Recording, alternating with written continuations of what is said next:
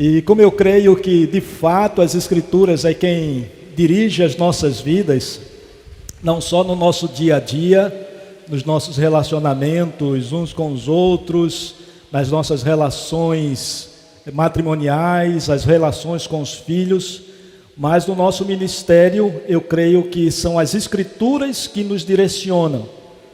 São as Escrituras que nos dão força e nos dão visão para fazermos aquilo que Deus nos chama a fazer.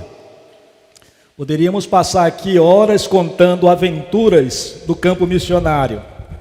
Poderíamos passar aqui tempos olhando estatísticas, desafiando os irmãos a partir de números, a trabalharem, a evangelizarem, a plantarem igreja, a discipularem. Poderíamos trabalhar aqui com os irmãos na tentativa de estimulá-los ao trabalho missionário a partir de contos e de histórias trágicas de povos que estão sofrendo por causa da fome, por causa das pestes e até por causa do desafio, aliás, do caminho que eles estão traçando para o inferno. Mas me parece, irmãos, que o que de fato move os nossos corações, o que de fato transforma os nossos corações com objetivos seculares, com objetivos às vezes tão arrogantes e tão pessoais, e nos leva a enxergar o chamado de Deus, e nos leva a enxergar então a necessidade de pregar o Evangelho, de plantar novas igrejas, de tirar pessoas do pecado. O que de fato nos leva a isso são as Escrituras Sagradas. Então eu quero gastar esse primeiro tempo nosso aqui olhando o que é que dizem as Escrituras Sagradas. Amém, meus irmãos? Amém, meus irmãos? Não durmam aí não, senão eu vou dormir aqui, o pastor não vai querer mais me convidar para vir aqui conversar com vocês, tá bom? Vamos orar. Deus, nós estamos diante da Tua palavra, diante da Tua igreja. A Tua própria palavra diz que onde tiverem 2 ou 3 reunidos em Teu nome, ali é a igreja, e aí o Senhor estaria ali, e nós cremos de que o Senhor está aqui no meio de nós. Por isso nós adoramos ao Senhor, nós louvamos ao Senhor, e por isso nós temos agora a expectativa de que o Senhor fale ao nosso coração através da Tua palavra. Que Teu Espírito, ó Deus, nos conduza no ouvir, que Teu Espírito nos conduza no falar, que Teu Espírito trate com os nossos corações. Nada podemos fazer se não for pelo Teu Espírito Santo, nada poderemos cambiar ou transformar as nossas vidas se não for pelo Teu Espírito. Então, ó Pai amado, nós Te rogamos, em nome de Jesus, que o Teu Espírito fale ao coração de cada um de nós nessa manhã, para a glória do Teu nome. Amém. Uma surpresa para a tradutora. Mudei a mensagem da noite. Eu vou trabalhar nessa manhã com o texto de Atos capítulo 9, versículo 31. Atos 9, versículo 31. Queria trabalhar com os irmãos nessa manhã, pelo menos em duas áreas que são áreas que estão permeando o meio da igreja. Não só o meio eclesiológico, mas o meio missiológico também. Na perspectiva missiológica, o texto vai nos ajudar a pensar um pouco sobre crescimento de igreja, plantio de igrejas. E eu quero crer, irmãos, que o plantio de igreja se torna hoje, no meio missiológico, o grande paradigma do trabalho, das ações do trabalho missionário. Toda agência missionária pensa em plantio de igrejas. Todas as escolas de formação de missionários pensam em plantio de igrejas. Mas não só no meio missiológico, mas no meio eclesiológico também. As igrejas estão pensando em plantar novas igrejas. Pastor Tim Keller fala que é um grande desafio e é um chamado atual de Deus para a igreja plantar novas igrejas. E ele continua dizendo que plantar igrejas em centros urbanos, essa deveria ser o grande objetivo das igrejas. Ele acredita, e dizem as estatísticas, que em 2055 aproximadamente, 75% da população mundial estarão concentradas nos centros urbanos. E as igrejas precisam plantar mais igrejas para atender a demanda dessa população que se aproxima dos grandes centros. Isso é uma verdade. E me parece que a igreja aqui tem caminhado nesse sentido, plantado novas igrejas. Mas isso é um desafio também para o meio missiológico. Plantar igrejas aonde não há igrejas em culturas diferentes. E por que plantar igrejas? E por que eu estou falando que é um novo paradigma? No século passado, aqueles que são mais antigos ou têm uma barba branca aqui como eu, sabem muito bem que o grande paradigma do século passado no mundo missionário era a evangelização. Todos falavam sobre evangelização. Precisamos ganhar o mundo com a evangelização. Precisamos evangelizar as nações.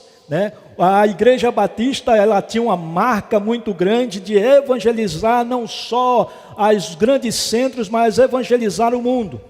E me parece, irmãos, que hoje, no mundo missionário e no mundo eclesiológico, se fala muito sobre plantio de igrejas. E se fala sobre plantio de igrejas porque os missiólogos dizem que é uma questão também estratégica, de que você plantando uma igreja, a possibilidade de você encontrar crentes naquela região daqui a 10, 20 anos, é muito maior do que simplesmente evangelizar. E o exemplo seria muito fácil. Imaginemos que do outro lado aqui da igreja exista uma ilha, e você vai lá e evangeliza, e volta, e nunca mais volta naquela ilha. A possibilidade de você voltar lá 10 anos depois e não encontrar crentes é muito grande. Aquelas pessoas que se converteram talvez se mudaram para uma outra ilha, talvez aquele crente que tomou uma decisão muito firme por Jesus naquele dia que você foi lá pregar, morreu. Então há uma possibilidade grande de não encontrar crentes. Mas se você planta uma igreja, a possibilidade de você encontrar crentes depois de 2, 3 gerações é muito grande. Essa é uma perspectiva do texto que nós vamos ler. Essa perspectiva do plantio de igreja, do crescimento da igreja, do desenvolvimento numérico da igreja. Mas a segunda perspectiva do texto que nós queremos olhar com os irmãos, e ela tem um caráter muito mais eclesiológico, muito mais com a nossa vida, com a nossa dinâmica enquanto igreja, enquanto comunidade. Ela tem a ver com os desafios de viver num mundo tão louco como nós estamos vivendo. Não só por causa da pandemia, não só por causa dos medos e dos assombros em relação a essa situação, até de pânico. Muitos crentes com medo da morte, muitos crentes até com medo da volta de Jesus. Como viver um ambiente tão tenso, tão inseguro fisicamente como nós estamos vivendo? Mas também como viver num mundo tão cheio de possibilidades, tão diverso, não só nas questões mais populares, como a questão de gênero, mas tão diverso no mundo, por exemplo, da religiosidade. Você pode ser o que quiser, a hora que quiser, quando quiser. Eu sempre lembro aonde minha esposa morava, lá no Ibura, tinha uma igreja, tinha uma rua chamada a Rua das Igrejas. Aí tinha uma igreja presbiteriana, ao lado da igreja presbiteriana, uma igreja da Assembleia de Deus. Aí mais ao lado tinha uma igreja batista. e virando a esquina um pouquinho mais, tinha ali uma testemunha de Jeová, e logo depois tinha um centro de macumba. E essa diversidade, essas possibilidades, muitas vezes nos deixam meio que perdidos e atordoados. Mas não só perdidos e atordoados, mas essa quantidade de diversidade, essa diversidade tão grande, essas possibilidades, muitas vezes tem roubado a nossa paz.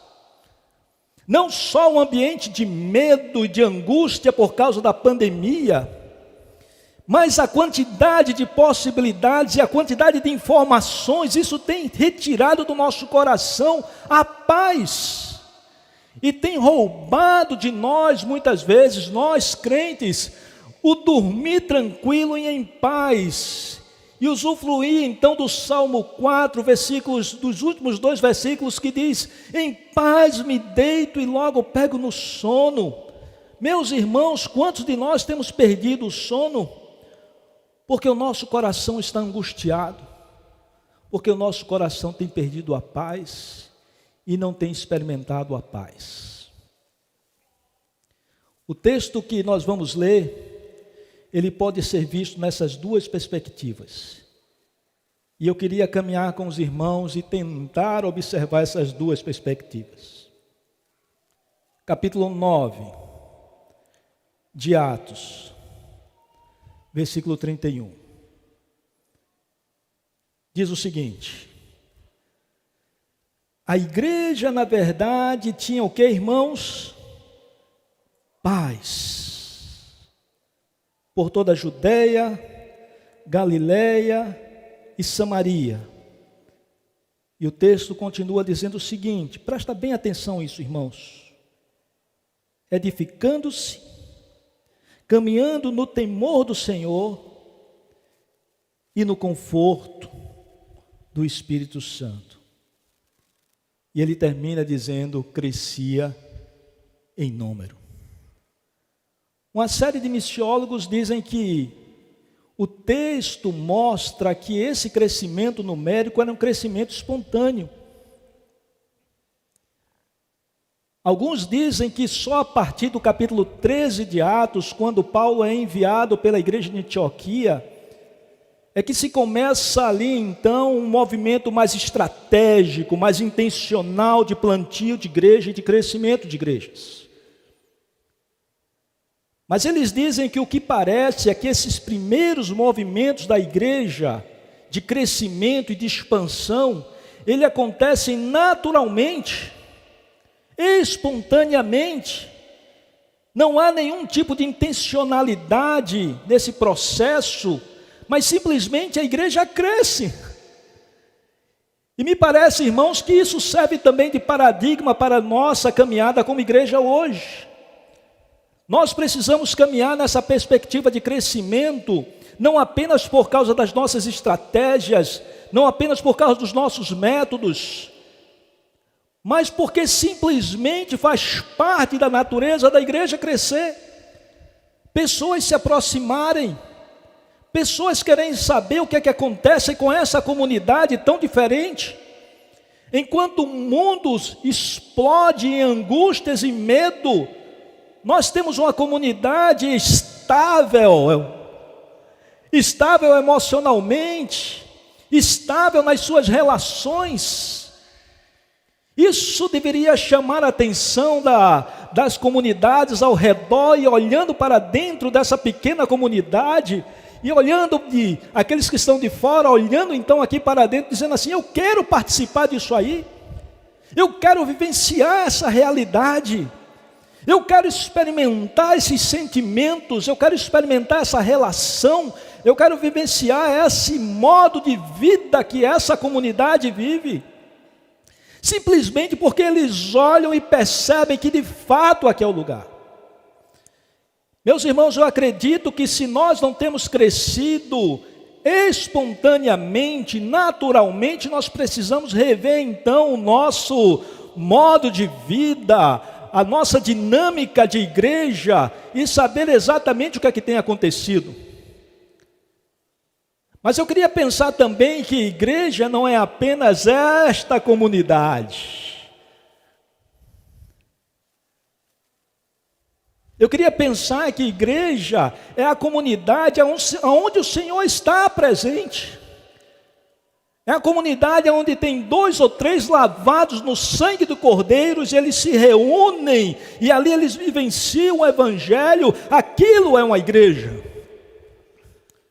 O que eu estou querendo dizer para os irmãos, que se na sua casa existem 2 ou 3, que são lavados e remidos no sangue do Cordeiro, e que eventualmente se reúne ali num culto público ou num culto familiar, e que vivem e que buscam a viver o Evangelho, eu estou afirmando aqui para os irmãos que a sua família é uma igreja, e que essa igreja precisa, que é a sua família, ela precisa também atrair pessoas, os seus vizinhos, aqueles que são ao seu redor, olhando para a sua casa, olhando para o seu casamento, olhando para a vida comunitária da sua família, eles dizem assim: eu quero viver semelhante a essa família, a esse meu vizinho crente. Naturalmente. O texto nos aponta para isso. O reverendo Ronaldo Lidório, ele diz que 3 grandes movimentos mover o crescimento da igreja no Novo Testamento, principalmente aqui descrita em Atos.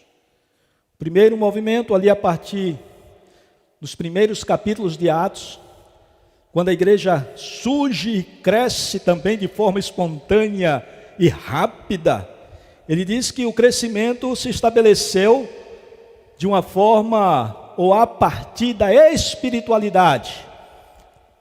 O Espírito Santo é derramado sobre os apóstolos, sobre aqueles que estavam ali reunidos, e aí a igreja surge nesse caminho e nessa direção da espiritualidade. O segundo movimento que ele acredita que foi um movimento de crescimento da igreja foi a perseguição. Essa igreja que surge ali em Jerusalém começa a ser perseguida principalmente pelos judeus, e ela se espalha então por todas as regiões ali, e à medida que ela vai se espalhando, que ela vai fugindo da perseguição, ela vai crescendo. E nós vemos isso no texto aqui, que a igreja crescia a partir ali da Judéia, na Galiléia e até a Samaria. Crescimento que ela é dada a partir do sofrimento. O Senhor Deus, o Todo-Poderoso, Ele usa o sofrimento, Ele usa a perseguição para que a igreja possa expandir. E o terceiro movimento seria então a partir do capítulo 13, quando a igreja de Antioquia envia então a Paulo e Barnabé. Mas, meus irmãos, o texto aqui que nós estamos olhando, ele está no meio, exatamente no meio do contexto da perseguição. Mas o que me impressiona é que o texto fala que a igreja, na verdade, tinha paz. Meus irmãos, que coisa fantástica, que coisa impressionante. No meio da perseguição, no meio da angústia, no meio da instabilidade, no meio do desconforto, no meio da necessidade de se retirar da sua casa, do seu lugar de conforto e ir embora fugindo para não ser morto.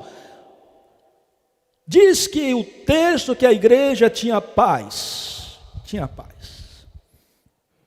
Quando nós fazemos uma leitura contextual do texto anterior, poderíamos pensar aqui, primeiro, que a igreja tinha paz, porque a igreja estava um pouco tranquila, porque a perseguição tinha cessado um pouco.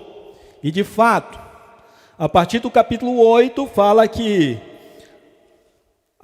iniciou-se ali uma grande perseguição, ali 8, a partir do versículo 1, e o versículo 3 diz que Saulo, porém, assolava a igreja, entrando pelas casas e arrastando homens e mulheres e encerrando-os no cárcere, se estabelece uma grande perseguição, e me parece, irmãos, que o grande cabeça dessa perseguição era Saulo.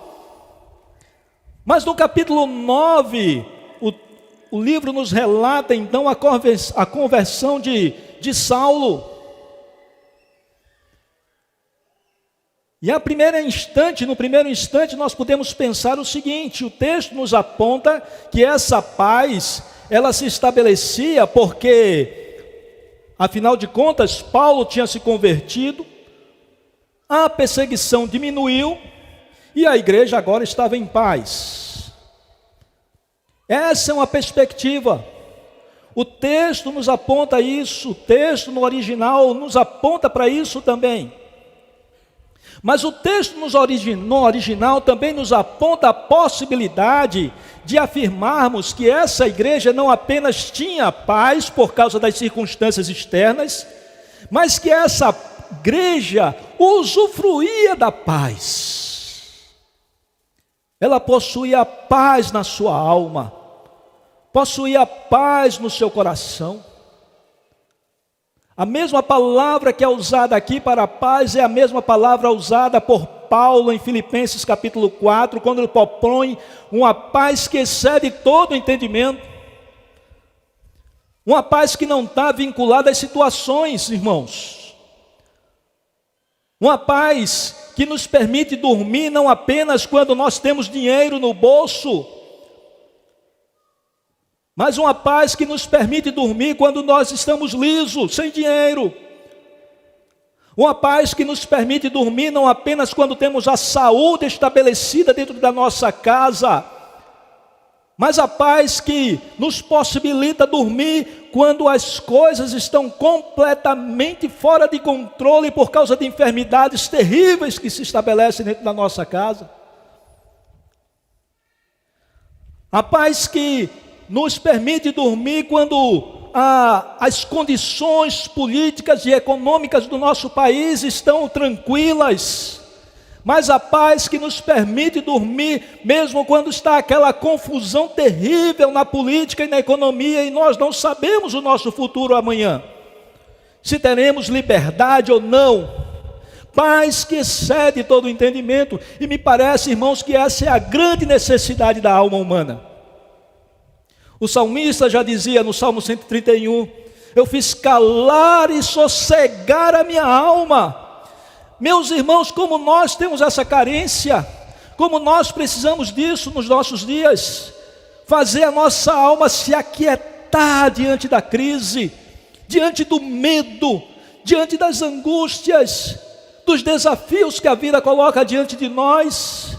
Fazer a nossa alma sossegar como uma criança desmamada se aquieta no braço da sua mãe. E o salmista completa dizendo assim: assim é a minha alma para contigo.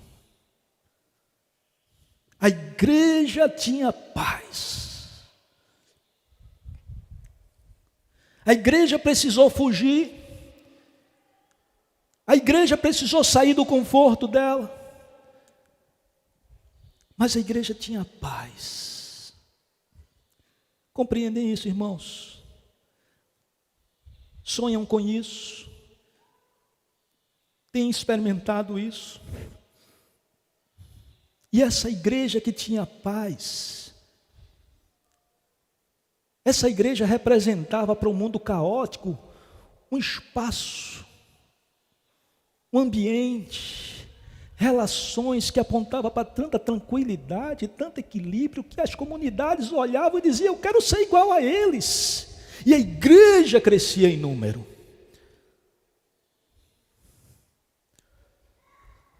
Mas quais são os elementos, quais são as atitudes do nosso coração, da nossa alma, do nosso comportamento que nos leva a experimentar dessa paz, que o meu vizinho vai olhar e dizer assim: eu quero ser igual o pastor Iraque. Pastor Iraque é um pastor de verdade. Estou falando aqui como os indígenas falam lá no Alto Rio Negro. Ali é crente de verdade. Quais são os elementos que precisam estar na nossa mente, no nosso coração, na nossa prática diária, para que a gente possa exercer, ou aliás, experimentar, não apenas a paz com Deus, graças a Deus nós já experimentamos a paz com Deus, somos salvos em Cristo Jesus, mas agora experimentar a paz de Deus no nosso coração. E o texto nos aponta isso, irmãos. O texto nos aponta. Em primeiro lugar, o texto diz que aquela igreja edificava-se. Era uma igreja que crescia, não apenas numericamente, não apenas porque ela se expandia geograficamente, mas era uma igreja que crescia na fé, crescia na sua espiritualidade. Meus irmãos, muitas vezes temos perdido a paz e temos perdido a capacidade de atrair pessoas até nós, por causa do Evangelho, por causa da nossa falta de crescimento. Somos iguais a qualquer um no mundo, a qualquer um. Aqueles que estão fora olham e dizem assim: a família do pastor Iraque é igual à minha. A família do pastor Iraque é igual a de qualquer outro aqui do condomínio, não tem nenhuma mudança, nenhuma diferença. Porque a minha família, ou a minha casa, ou a sua casa não tem crescido, não tem amadurecido. Mas como amadurecer? Como amadurecer? O texto aqui está apontando para esse crescimento da igreja nos primeiros séculos, nos primeiros momentos. E o texto de Atos diz, no capítulo 2, versículo 42 a 47, que aquela comunidade, aquela igreja, ela crescia ao redor da doutrina dos apóstolos, firmada na doutrina dos apóstolos, na observação das Escrituras, no conhecimento da palavra. Meus irmãos, nós não temos experimentado essa paz que excede todo entendimento, nós não temos crescido como nós deveríamos crescer numericamente, porque nós não temos conhecido nem entendido as Escrituras. Porque como podemos manter o equilíbrio, como podemos manter a sanidade emocional, espiritual, num mundo tão diverso, tão cheio de possibilidades, se não for apegados e arraigados às Escrituras? Se o nosso coração não estiver cheio da palavra de Deus, que a nossa convivência diária seja baseada nos Salmos, como recomenda Efésios capítulo 5, se não for debaixo da meditação das Sagradas Escrituras de dia e de noite, como recomenda o Salmo 1, antes o seu prazer está na lei do Senhor, e na sua lei medita só de manhã. É assim que diz o texto, irmãos. É só quando você tira aquela horinha rápida, antes do café da manhã, e faz aquela sua leitura rápida, e faz aquela oração, então aí você termina aquele momento e sai para a sua vida na força do seu braço. Agora eu vou ganhar dinheiro para sustentar minha família, já fiz minha hora silenciosa. Não é isso, irmãos. A igreja se edifica quando medita nas Sagradas Escrituras de manhã, de tarde, de noite. O seu coração arde pelas Escrituras, não apenas naquele seu momento de devocional, mas durante a vida, durante o seu trabalho, durante a sua existência, durante a sua vida familiar, em todo momento, em todo instante. As Sagradas Escrituras movendo a sua existência, movendo as suas decisões. Eu não vou tomar uma decisão que não seja baseada nas Sagradas Escrituras. Eu não vou plantar igreja se não tiver o método baseado nas Sagradas Escrituras. Eu não vou evangelizar arranjando jeitos e formas. Eu não estou falando mal aqui dos métodos não, viu, irmãos? Depois a gente vai conversar sobre isso na escola dominical. Mas o que eu estou falando é que toda a nossa estratégia, ela tem que estar baseada e fundamentada nas Sagradas Escrituras.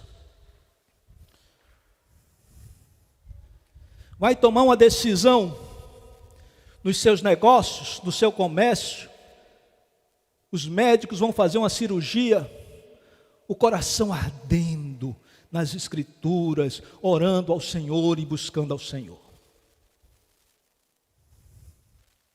Era uma igreja que se edificava porque conhecia as Escrituras e tinha um coração ardendo diariamente, constantemente nas Escrituras. Era uma igreja que se edificava também porque convivia e vivia a vida comunitária. Hebreus recomenda, o escritor aos Hebreus recomenda: não deixem de congregar, não deixem de congregar. Meus irmãos, eu sou crente desde menino.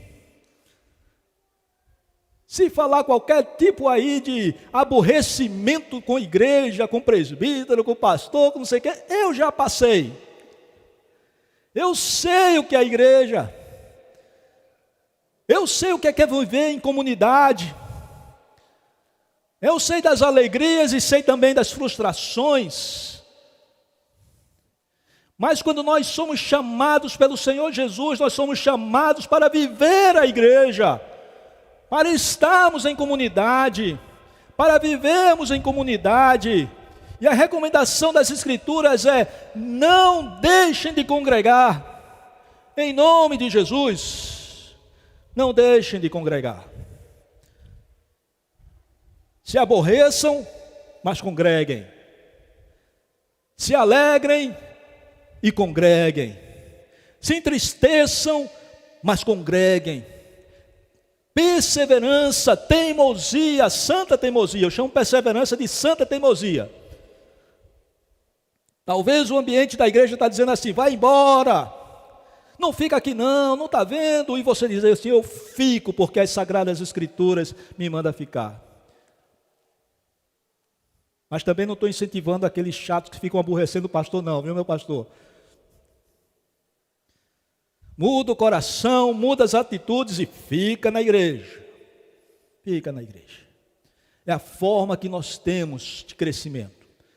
Segundo as Escrituras, não sou eu que estou dizendo.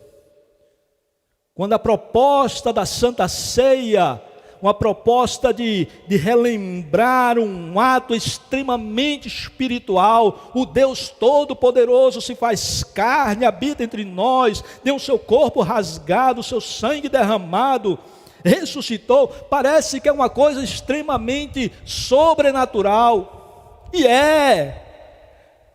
e precisamos vivenciar a mesa do Senhor nessa perspectiva. Aquilo não é simplesmente um ritual, distribuição de vinho e de pão, e aí a gente come e vai embora para casa. Não é, irmãos, não é. É um momento do derramar da graça de Deus, da presença do Senhor, onde nós relembramos a sua morte, relembramos que nós vamos comer novamente com Ele nos céus. Mas também não é só um momento de espiritualidade, mas é um momento de congregação, de comunhão, de convivência. E isso é a marca simbólica da Santa Ceia. Isso é que nos faz crescer, que nos faz ficarmos firmes, edificados no Senhor.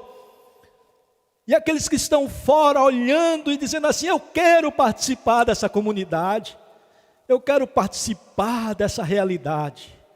Crescia em número, naturalmente, espontaneamente. A igreja se edificava porque conhecia as Escrituras, por causa da vida comunitária, da comunhão, do sacramento, da vida no sacramento, nas orações. Mas aquela igreja crescia também por causa do serviço. Do serviço, meus irmãos. Os irmãos já ouviram muito isso. Vai para a igreja engordar, né?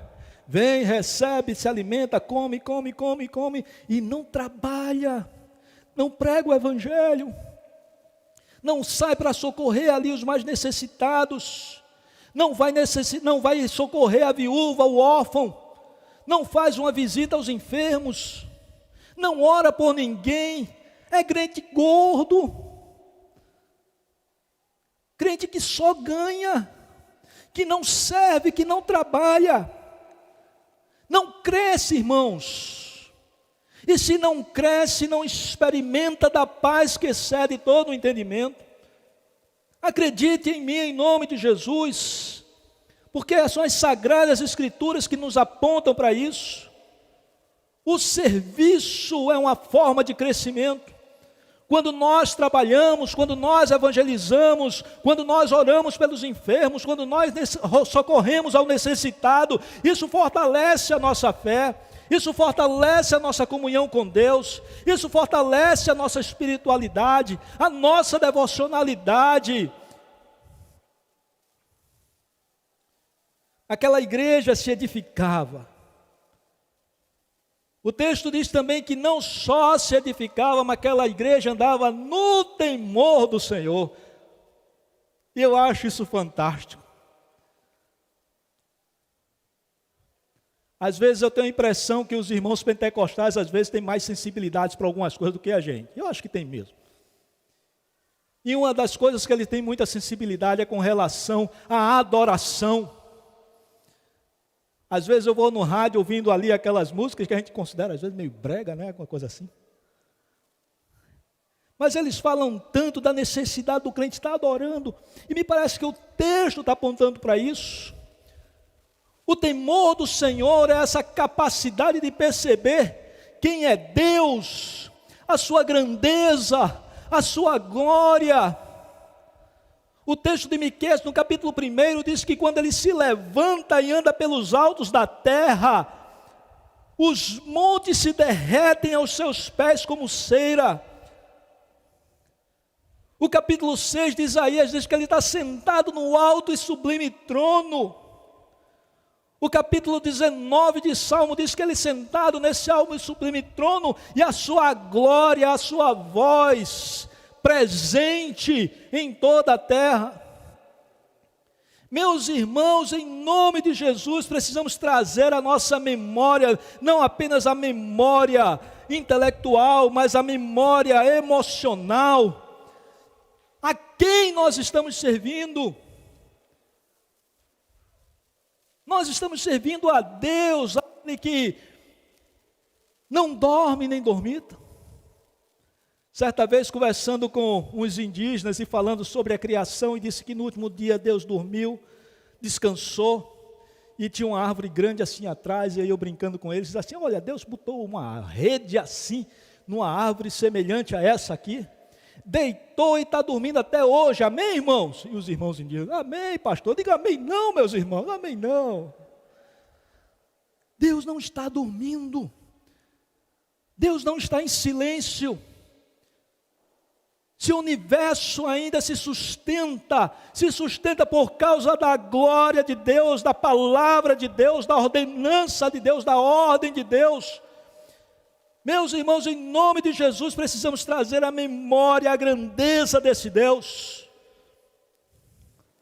Precisamos trazer à memória também da misericórdia e do amor desse Deus que se fez carne e habitou entre nós. E diante dessa grandeza, diante dessa humildade, o meu coração se inclina para esse Deus e me faz andar em adoração, em temor, em admiração, em adoração constante. Ah, meus irmãos, mas parece que o nosso momento de contemplação a Deus é só no nosso momento de hora ali individual, de manhã e nos domingos. Mas nós precisamos andar assim constantemente.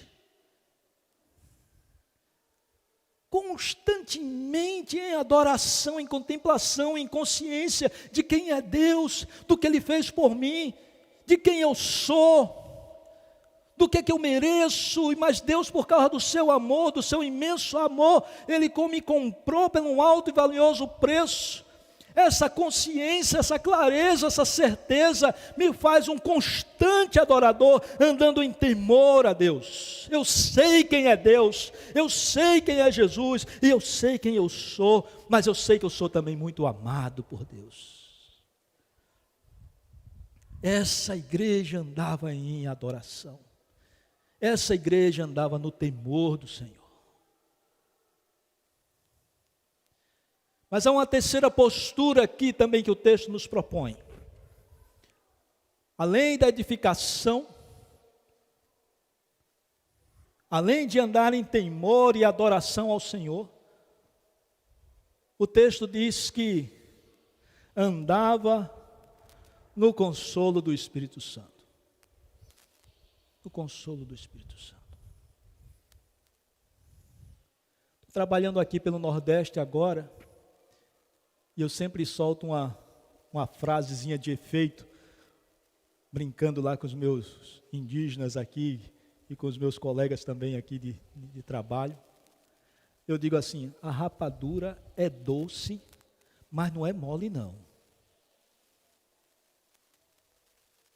A vida não é fácil, irmãos. Essa conversa fiada aí dos teólogos da prosperidade, que não adoece, que não tem problema, que não vai ter mais problema, isso é conversa fiada, a vida não é fácil. E o que me impressiona nas Sagradas Escrituras é que ela nos diz isso constantemente. No mundo tereis aflições, tenham bom ânimo, não se turbe o vosso coração, força, caminhe. Porque a vida não é fácil. E talvez um dos textos para mim que mais me indicam essa realidade é o capítulo 14 de João. Capítulo 14 de João era um ambiente de despedida. A mesa posta, Santa Ceia, coisa boa.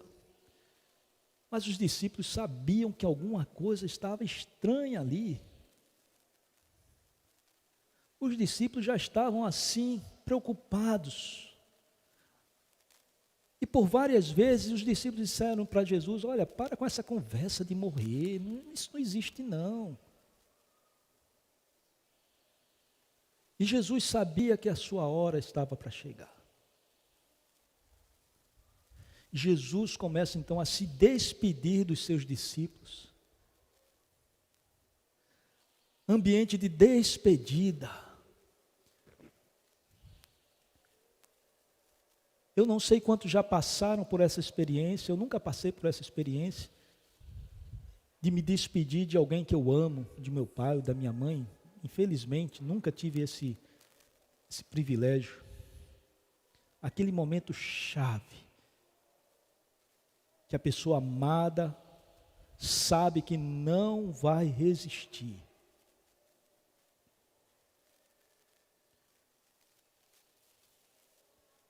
E Jesus sabia que os discípulos estavam exatamente nesse momento. E queriam passar um momento de extrema confusão. Confusão emocional, confusão espiritual.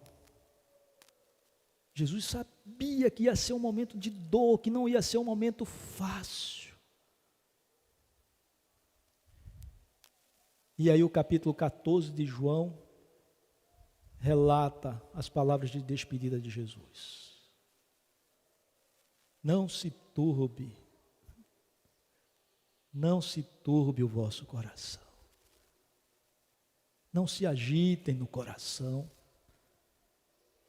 Não se aperreiem. Fiquem tranquilos. Eu sei que não é fácil. Eu sei que não está sendo fácil. Eu sei que está sendo duro, que vai ser duro.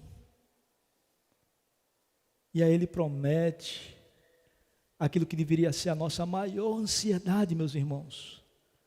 Às vezes nossa maior ansiedade é casar, é ter um apartamento bom, é ganhar aquele emprego e tal. Em nome de Jesus, paz que excede todo entendimento se estabelece, sabe onde, irmãos? Quando nós temos a expectativa de que na casa do meu Pai há muitas moradas. Momentos de dores, de angústias, de decepções, frustrações, precisamos relembrar, na casa do meu Pai há muitas moradas. E me impressiona porque o Senhor Jesus, sabendo que a coisa não ia ser fácil, Ele promete o Paráclitos, o Espírito Santo, aquele que estaria conosco, dentro de nós, habitando em nós, mudando o nosso coração, nos apontando o caminho, nos consolando, nos dando paz, nos fazendo dormir, porque só o Senhor nos faz repousar em segurança, o Espírito Santo de Deus. Essa igreja andava no consolo do Espírito Santo, no consolo do Espírito Santo. Eu queria incentivá-los nessa manhã a uma caminhada de conhecimento das Escrituras, de convivência saudável na comunidade, de compreensão clara do que é a Santa Ceia, de uma vida de oração, de uma vida de serviço, de uma vida de temor ao Senhor. Quando não é possível, mesmo quando eu ganho 10 milhões aí mensalmente, 1 milhão, 2 milhões, sei lá, eu não consigo levantar a cabeça porque grande é o Senhor, eu só simplesmente me inclino diante do Senhor. Mesmo quando eu tenho conhecimentos profundos em uma determinada área, eu não consigo bater no meu peito porque grande é o Senhor.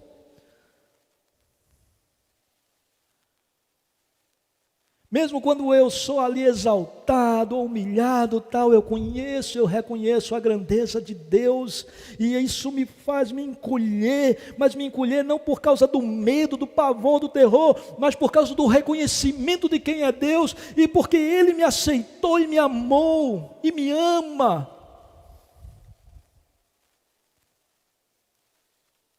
Mas eu queria estimular também a igreja a buscarem ao Senhor nessa perspectiva da piedade, da devocionalidade, do conhecimento profundo de Deus, de experimentar o consolo do Espírito Santo em todos os momentos, de perceber que a presença do Senhor através do Espírito Santo é constante conosco, todos os dias, que é a promessa dele, todos os dias Ele está comigo.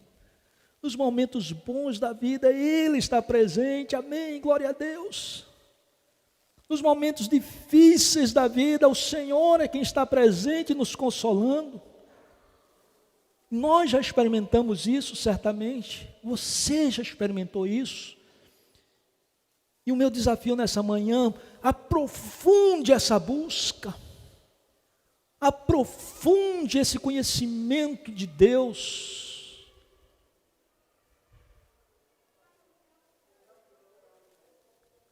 A igreja tinha paz, e a igreja crescia em números. Que Deus nos abençoe nessa manhã, que a sua palavra, que o Espírito de toda sabedoria nos conduza na sabedoria do Senhor, a entendermos os caminhos do Senhor, para a glória dEle. Amém.